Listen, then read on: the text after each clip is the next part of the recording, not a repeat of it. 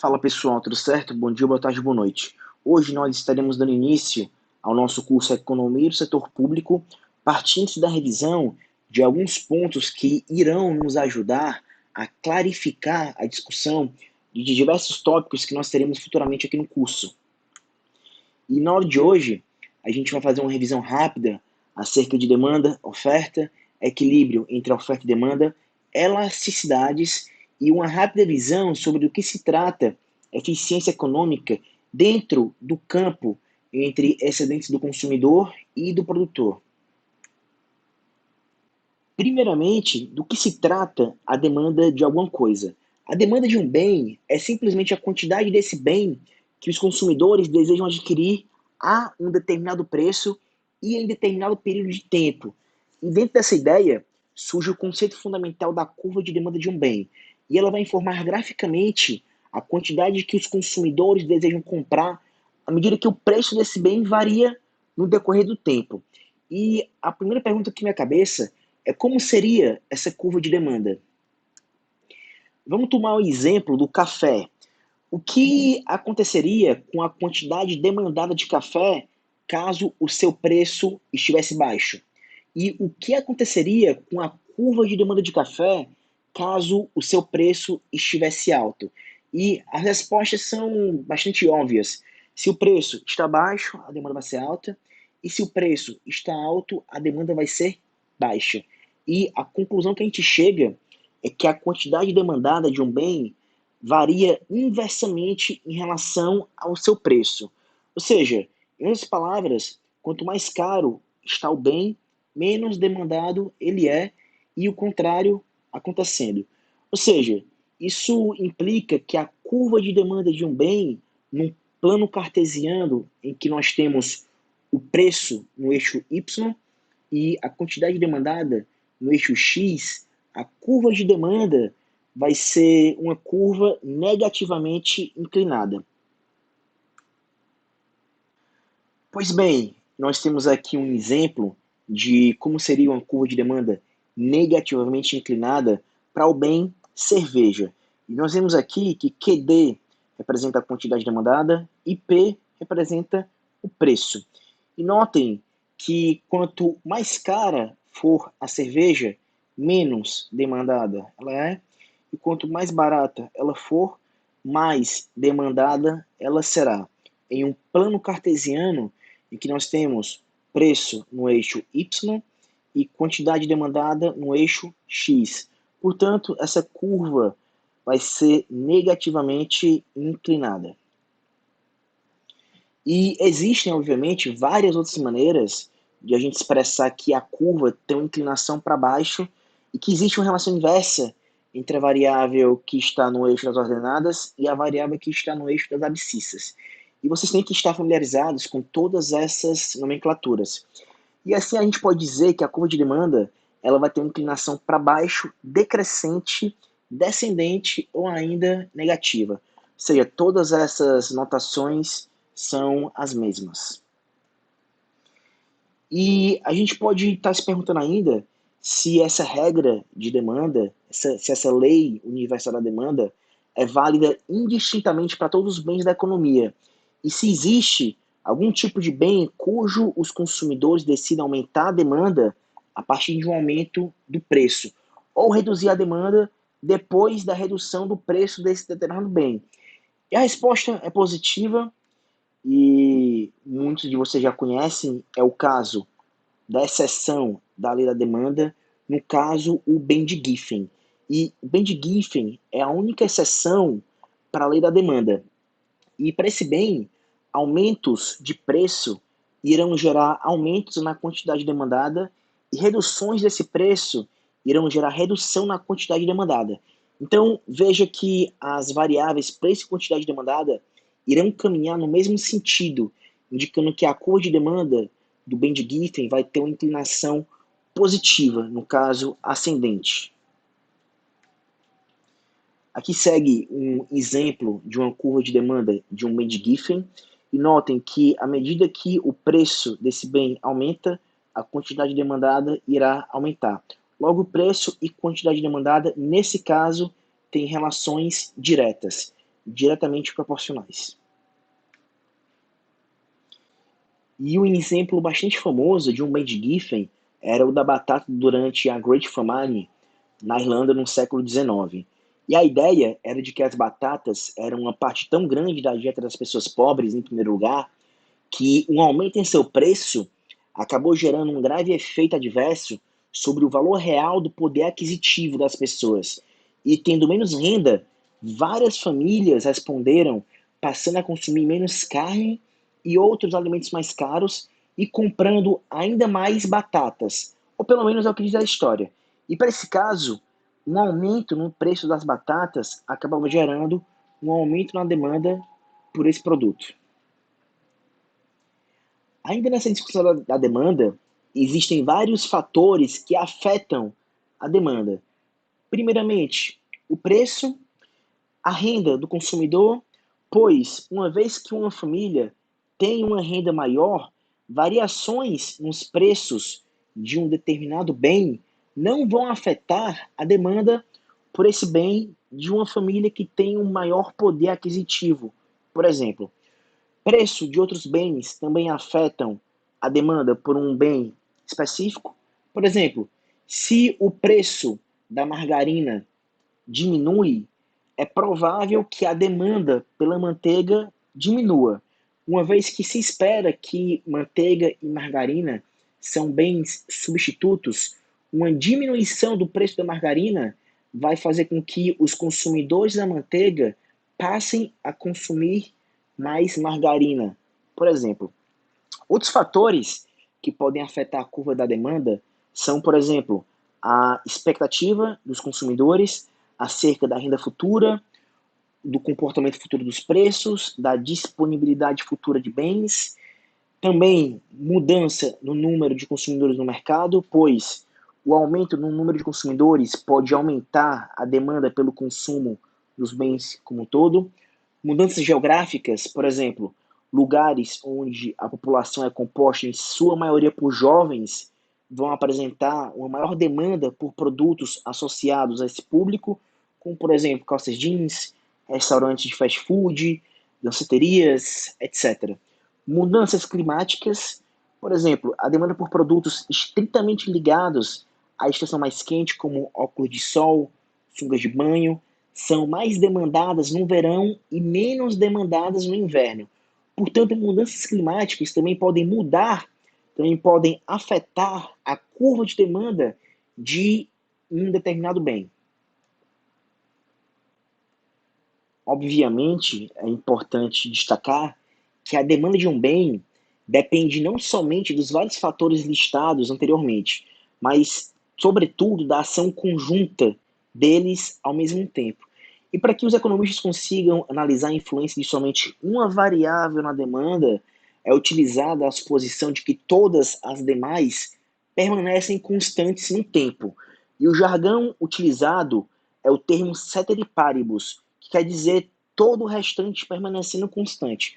Por exemplo, ao afirmarmos que o aumento da renda, ceteris paribus, aumenta a demanda de um bem, a gente está dizendo que todos os demais fatores estão constantes no tempo e estamos analisando isoladamente o aumento na renda, na curva de demanda de um determinado bem.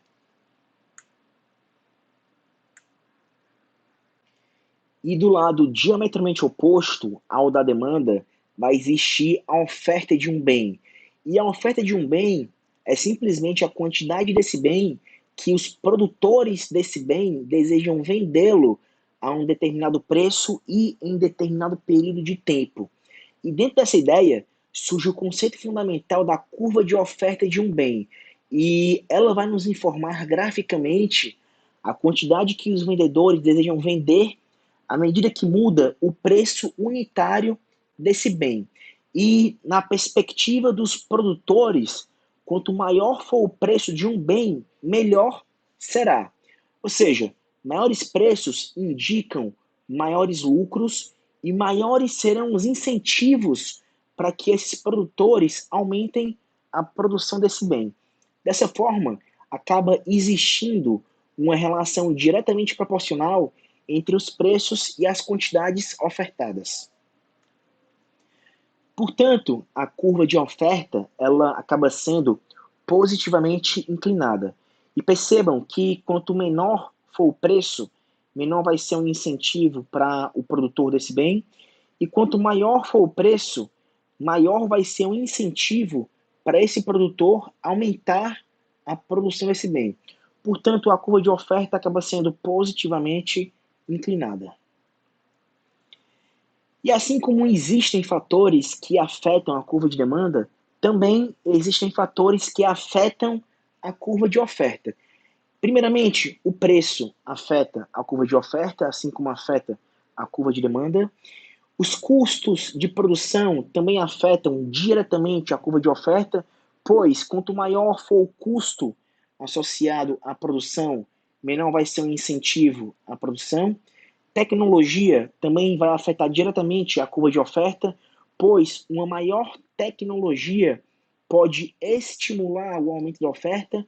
Os preços de outros bens também afetam a curva de oferta, pois se os preços de outros bens subirem enquanto o preço do bem X não se altera, obviamente os produtores irão procurar ofertar aquele bem que possui o maior preço e lhes trará maiores lucros. Outros fatores, por exemplo, são também as condições climáticas e expectativa de aumento da demanda, por exemplo. Vale ressaltar ainda, de todos os fatores mostrados no slide anterior, com exceção dos preços, sejam alterações nos custos de produção, tecnologia, preços de outros bens, por exemplo, acabam provocando deslocamentos de toda a curva de oferta. Ou seja, quando a gente tem alguma alteração no sentido de aumentar a oferta, a curva de oferta como um todo acaba sendo deslocada para a direita, como um exemplo do que ocorre após o corte dos tributos. Ou seja, caso o governo decida fazer um corte dos tributos, a curva de produção, a curva de oferta da economia acaba sendo deslocada para a direita, uma vez que os custos associados à produção diminuem.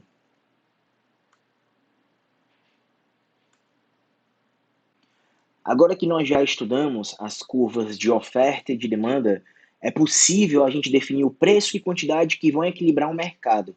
E é importante destacar que qualquer resultado no mercado de bens, seja no preço ou quantidade de equilíbrio, vai ser sempre fruto da interação entre as forças de oferta e de demanda.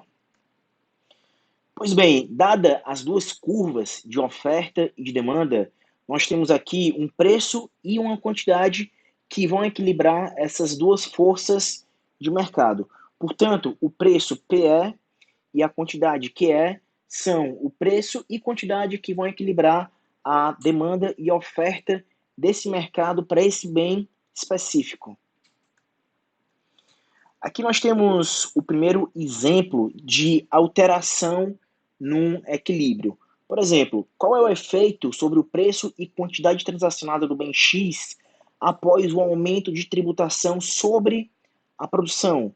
Aqui a gente vê que, inicialmente, nós temos esse equilíbrio com preço P é 1 e quantidade Q é 1, e existe a imposição de um tributo sobre o preço desse bem, de forma que o preço que vai ser cobrado ao consumidor final vai ser ligeiramente maior do que o preço que era cobrado anteriormente, antes da imposição desse tributo. E como esse preço desse bem vai ficar mais alto, a quantidade demandada vai diminuir. De forma agora que o preço e quantidade que vão equilibrar esse mercado é P é 2, um preço maior, e Q é 2, uma quantidade menor. No caso, a curva de oferta ela acaba sendo deslocada para a esquerda, pois os custos de produção desse bem acabaram aumentando. E todas as análises feitas do gráfico anterior estão compiladas nesses pontos 1, 2 e 3. E, novamente, a conclusão foi a de que um aumento de tributação sobre a produção provoca um aumento de preços e redução de quantidades transacionadas. Agora, qual é o efeito sobre o preço e quantidade transacionada do bem X após a redução de tributação sobre a produção? Ou seja, o que está acontecendo agora é que os custos de produção estão menores. Logo, a curva de oferta é deslocada para a direita, de modo que o preço que vai equilibrar esse novo mercado é menor do que o preço que equilibrava anteriormente, enquanto a quantidade que vai estar equilibrando esse mercado é maior do que aquela que equilibrava anteriormente. E a conclusão, nesse caso, é a de que a redução de tributação acaba provocando redução nos preços e aumento nas quantidades transacionadas. Agora a gente vai concentrar a nossa atenção no estudo das elasticidades. E existem vários tipos de elasticidades. Entretanto, a gente vai concentrar a nossa atenção nos dois principais tipos, que são a elasticidade preço da demanda e a elasticidade preço da oferta. Por exemplo, se os preços dos computadores aumentarem, a quantidade demandada vai cair, enquanto a quantidade ofertada vai aumentar. Contudo, muitas vezes a gente deseja saber quanto exatamente vai aumentar a oferta ou quanto exatamente vai cair a demanda. Ou seja, até que ponto a demanda por computadores pode ser afetada dado um aumento nos preços? Muito ou pouco?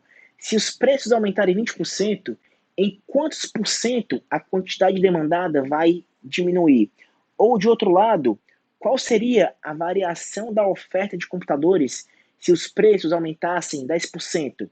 E a gente utiliza as elasticidades para responder perguntas como essas.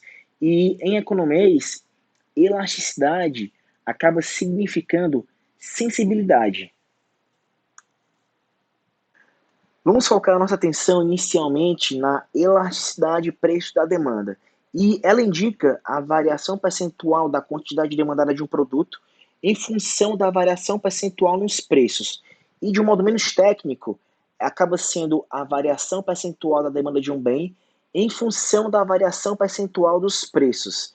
Assim, a gente tem que a elasticidade preço da demanda é igual à variação percentual na quantidade demandada sobre a variação percentual nos preços, o que acaba sendo igual à variação absoluta na quantidade demandada sobre a quantidade demandada inicialmente, isso tudo sobre a variação absoluta nos preços sobre o preço inicial. E como eu falei, ΔQ representa Q2 menos Q1, quando Q1 era a quantidade demandada inicial e Q2 foi a quantidade demandada após a alteração nos preços. E, novamente, a porcentagem do ΔQ indica a variação dividida pelo seu valor original para a gente obter esse percentual da variação. Por exemplo, se a gente tinha 20 unidades demandadas e agora nós temos 24 unidades demandadas, a gente tem que ΔQ é igual a 24 menos 20 igual a 4, enquanto a porcentagem do ΔQ é igual a 24 menos 20 sobre 20, ou seja, 4 sobre 20, 0,2 em percentual, isso acaba sendo igual a 20%. Então, aqui nós vemos que a quantidade demandada aumentou, ou seja, o que está no numerador é um percentual positivo. E muito provavelmente o que está aqui no denominador é negativo. Perceberam? Pois se a quantidade demandada aumentou, antes era 20, agora é 24, é provável que o preço tenha diminuído. De modo que nós temos uma cifra positiva no numerador e uma cifra negativa no denominador. De modo que a elasticidade preço da demanda acaba sendo geralmente um valor negativo. Novamente, um valor positivo no numerador e um valor negativo no denominador. E, como eu falei anteriormente, a elasticidade geralmente é um valor negativo, pois quando o preço de uma mercadoria aumenta, a quantidade demandada geralmente cai. Dessa forma, ΔQ sobre ΔP é negativo, o que vai implicar em uma elasticidade de preço da demanda negativa. Caso não tenha ficado clara essa discussão, esse exemplo vem no sentido de tornar as coisas mais claras. Observe nessa tabela o comportamento das quantidades demandadas de três bens, os bens A, B e C. E observem o que ocorre quando os seus preços são aumentados.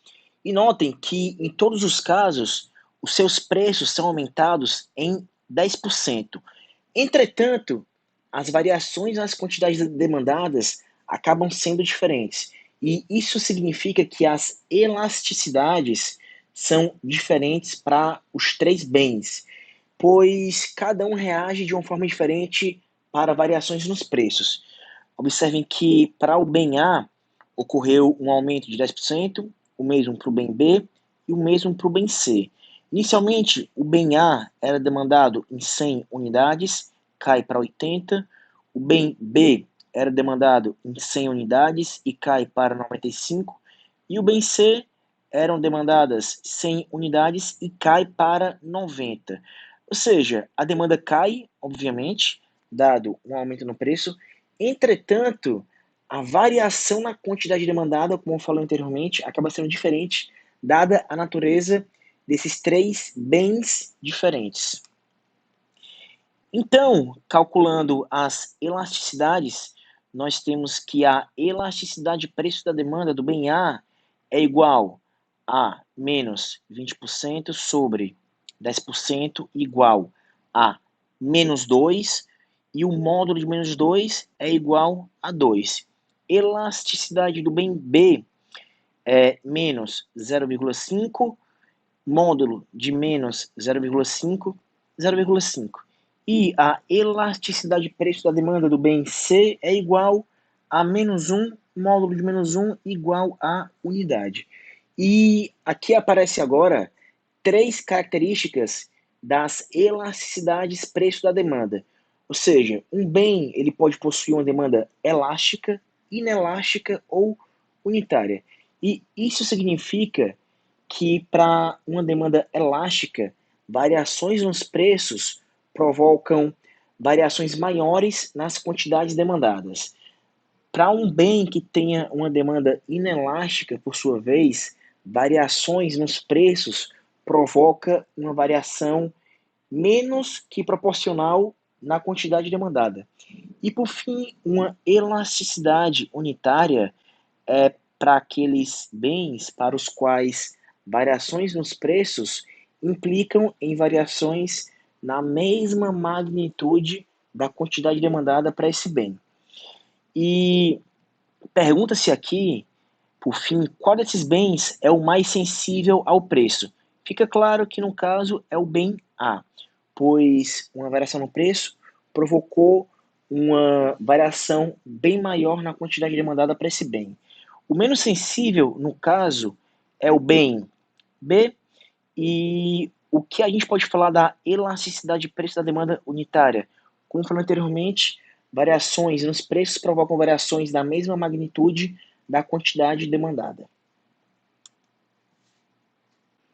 Ainda nessa discussão, existem diversas razões pelas quais as elasticidades de preço da demanda de um bem variarem em relação a outro.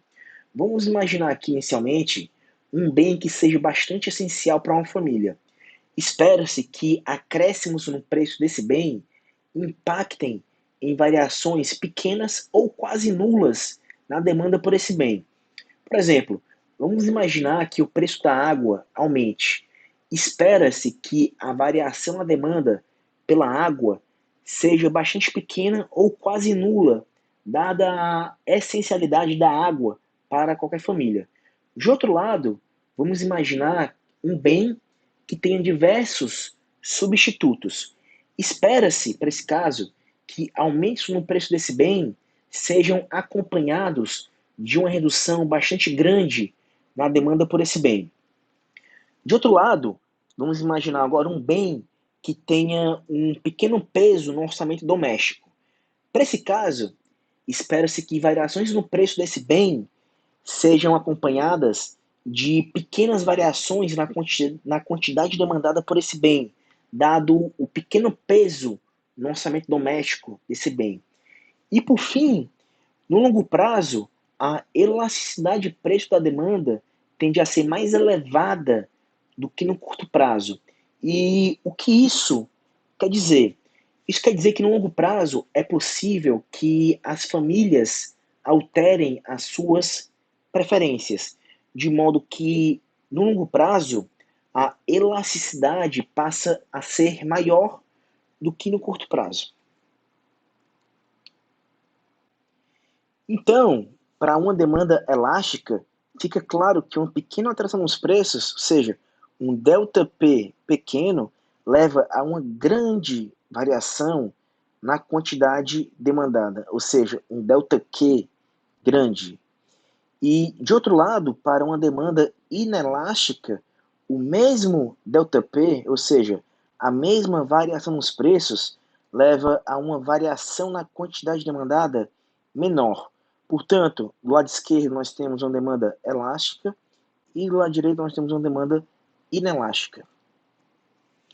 E por fim, nós temos dois casos especiais para elasticidade de preço da demanda. O primeiro é uma demanda que é infinitamente elástica e o segundo é uma demanda que é completamente inelástica. Para esse primeiro caso, seria, por exemplo, um bem que tem infinitos substitutos, ou seja, pequenas variações no preço desse bem implicam em variações bastante grandes na quantidade demandada por esse bem. E, de outro lado, nós temos aqui um exemplo de um bem que pode ser bastante essencial para uma família ou para uma pessoa, como, por exemplo, um remédio que pode salvar a vida de alguém. Se essa pessoa toma esse remédio, variações no preço desse remédio não vão impactar em nada na variação na quantidade demandada por esse bem em questão, dada a essencialidade e importância desse bem para essa pessoa, por exemplo. E aqui seguem algumas considerações sobre os dois casos especiais mostrados no slide anterior.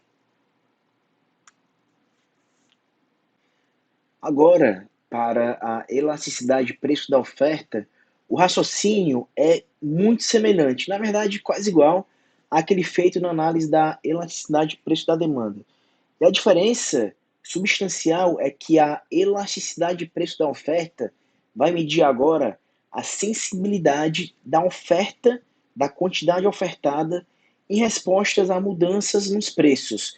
E a fórmula é a mesma, com a ressalva de que no numerador agora nós temos as quantidades ofertadas e não demandadas. Portanto, a elasticidade de preço da oferta é a variação na quantidade ofertada sobre a variação no preço desse produto. E, ao contrário da elasticidade de preço da demanda, em que a gente tem resultados negativos e a gente utiliza o módulo do coeficiente para expressar a elasticidade, na elasticidade de preço da oferta, o resultado é naturalmente positivo, já que mede uma relação direta entre o preço dos produtos e as quantidades ofertadas. Ou seja, o maior preço implica em uma maior quantidade ofertada, e não o contrário. E para clarificar essa discussão, tem esse exemplo na tabela 3, que é bem simples, de três bens, novamente, três bens que são ofertados por três produtores diferentes. E aqui a gente aumentou o preço desses produtos em 10%, para cada um deles de 10 para 11. E notem que a quantidade ofertada, ela aumentou, mas com magnitudes diferentes para cada um desses três bens. E medindo a elasticidade de cada um desses bens, a gente tem que, para o primeiro bem, ele teve uma elasticidade de preço da oferta igual a 2. O bem B teve uma elasticidade de preço da oferta de 0,5. e o bem C teve uma elasticidade de preço da oferta igual à unidade. E as nomenclaturas de oferta elástica, inelástica e unitária são análogas àquelas que nós vimos para as elasticidades de preço da demanda, para a demanda elástica, inelástica e unitária. Ou seja, o raciocínio diametralmente oposto é válido aqui. E da mesma forma, nós temos dois casos especiais da elasticidade preço da oferta. Nós temos a oferta que é infinitamente elástica e também o da oferta que é completamente inelástica.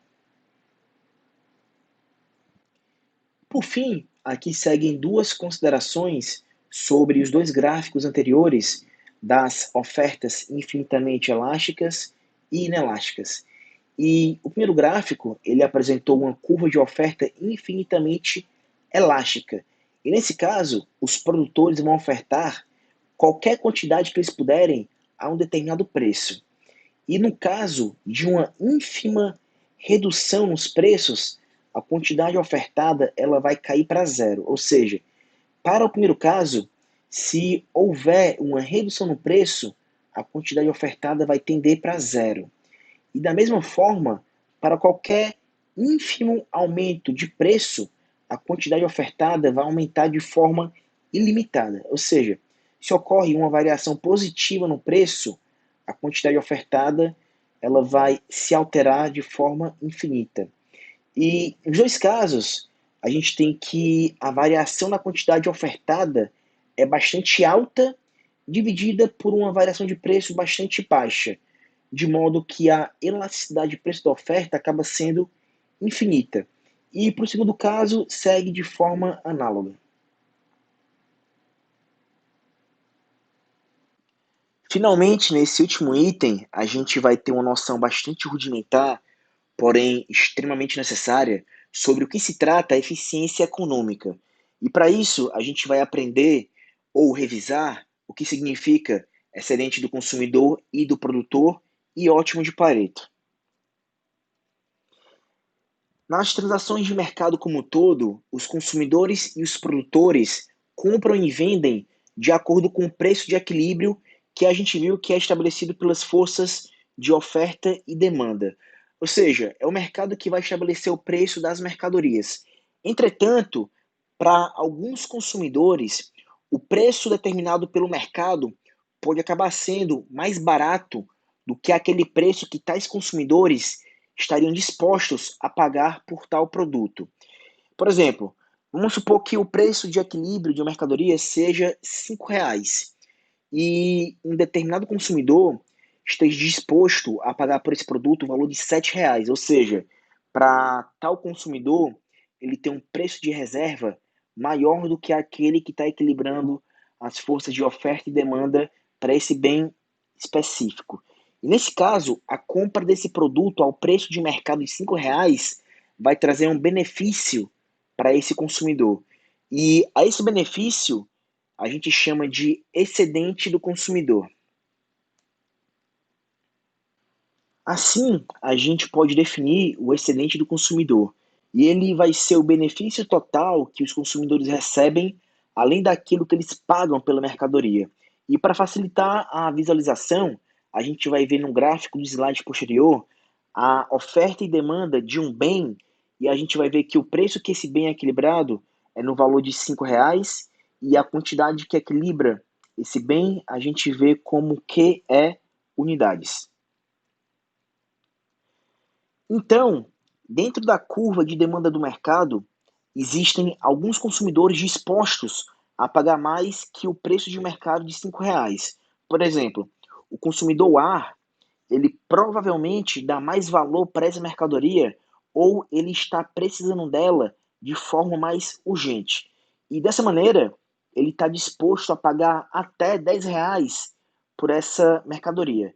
Entretanto, como o preço transacionado no mercado é de R$ 5, o benefício líquido para esse consumidor A vai ser de R$ 5, ou seja, os R$ 10 que ele aceita a pagar por essa mercadoria, menos os R$ 5 que de fato ele paga por essa mercadoria no mercado. Então, para o consumidor A, o excedente dele vai ser de R$ 5. De outro lado, para o consumidor B, ele dá menos valor para a mercadoria do que o consumidor A. No entanto, ele ainda dá mais valor que aquele decidido pelo mercado. Ou seja, o consumidor B, ele aceita pagar por essa mercadoria até R$ 7, logo ele desfruta de um benefício no valor de R$ 2. E por fim, o consumidor C, que está no centro do gráfico, ele dá ao bem um valor exatamente igual ao seu preço de mercado, que é, no caso, R$ 5. Assim, para esse último, não vai ocorrer benefício líquido, ou seja, não vai ocorrer excedente para esse consumidor quando ele consome esse bem.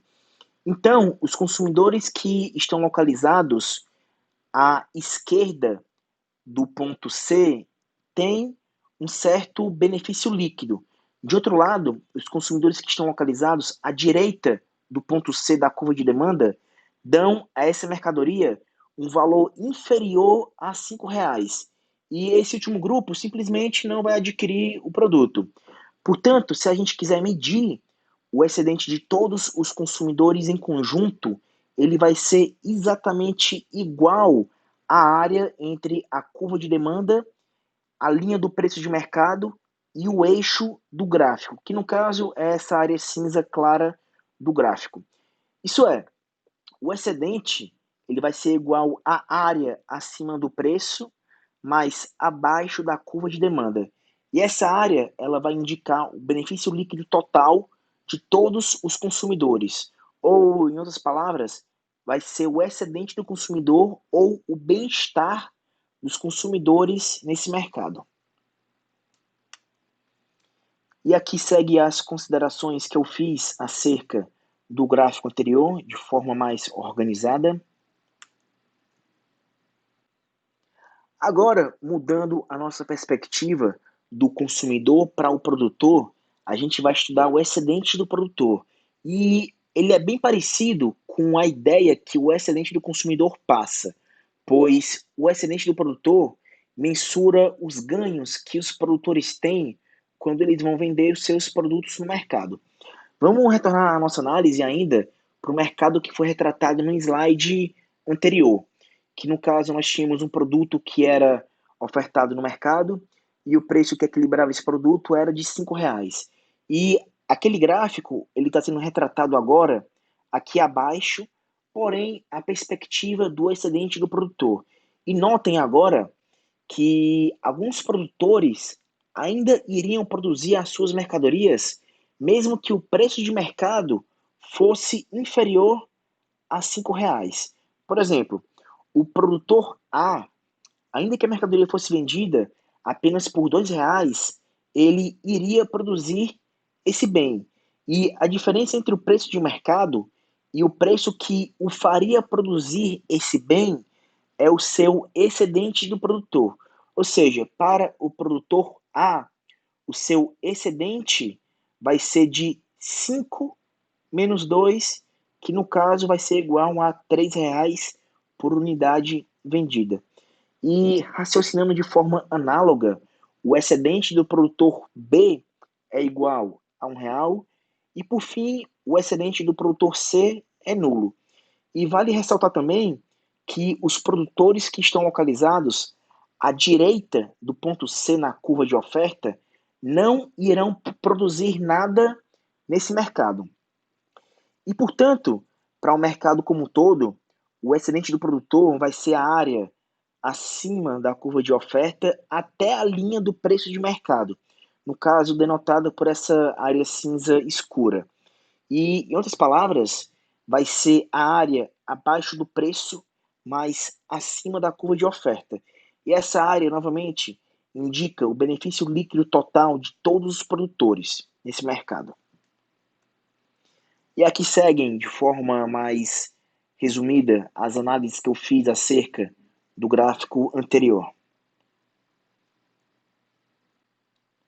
E uma forma de nós enxergarmos a eficiência econômica é justamente através dos excedentes do consumidor e do produtor. Notem aqui nessa figura que nós estamos trazendo de forma conjunta os excedentes do consumidor e do produtor que nós vimos anteriormente. E essa situação é uma situação que retrata um equilíbrio de mercado que ocorre após a interação entre as forças de oferta e de demanda. E aqui, como o excedente do consumidor é a área abaixo da curva de demanda e o excedente do produtor é a área acima da curva de oferta, essa situação onde o mercado decide livremente o preço e a quantidade vai provocar uma situação de excedente total máximo. E isso também significa eficiência econômica. E, por exemplo, se o governo tentasse impor um tributo ou uma tarifa, ocorreria aumento de preços para os consumidores e redução do preço líquido recebido para o produtor. E tal fato provocaria, respectivamente, redução nos excedentes do consumidor e do produtor, de tal forma que a imposição desse tributo ou tarifa poderia ser ineficiente do ponto de vista econômico. E, entretanto, isso não significa que a tributação seja algo ruim, pois a gente sabe que o tributo é necessário, tendo em vista que o governo deve arrecadar recursos para investir em saúde, educação, segurança, etc. E a gente conclui apenas que seria ineficiente economicamente, pois tais excedentes do consumidor e do produtor não estariam sendo maximizados. E mais à frente no nosso curso, a gente vai demonstrar aqui como que o imposto sobre mercadorias vai reduzir essa eficiência econômica, impondo perdas tanto para os consumidores quanto para os produtores, e nós conseguimos ver essas perdas em reduções em ambos os excedentes. E, novamente, isso não implica que um tributo seja algo ruim, pois existem situações para as quais a imposição de um tributo pode consertar uma falha de mercado, que é outro tópico que nós iremos ver mais à frente no curso. Então, quando o mercado está operando de modo perfeito ou eficiente, a gente tem uma situação que é conhecida como ótimo de Pareto. E em economia, uma alocação de recursos é eficiente ou é ótimo de Pareto quando não é possível melhorar a situação de alguém sem piorar a situação de outra pessoa. E aqui é importante que não se confunda um ótimo de Pareto com melhoria de Pareto, pois o primeiro, um ótimo de Pareto, significa uma situação de eficiência econômica, enquanto o segundo, uma melhoria de Pareto, apenas indica uma situação de melhoria de bem-estar total a partir de uma situação que já é ineficiente economicamente. Ou seja, uma situação de ótimo de Pareto não permite uma melhoria de Pareto. E de outro lado, se uma situação permite uma melhoria de Pareto, ela é ineficiente economicamente e é possível melhorar a situação de uma pessoa sem piorar a situação de outra pessoa. E ainda seguem alguns resumos acerca de cada um dos tópicos que nós vimos na aula de hoje, acerca de demanda, oferta, elasticidade e eficiência econômica. Com isso, a gente finaliza a aula de hoje. Bons estudos e até a próxima.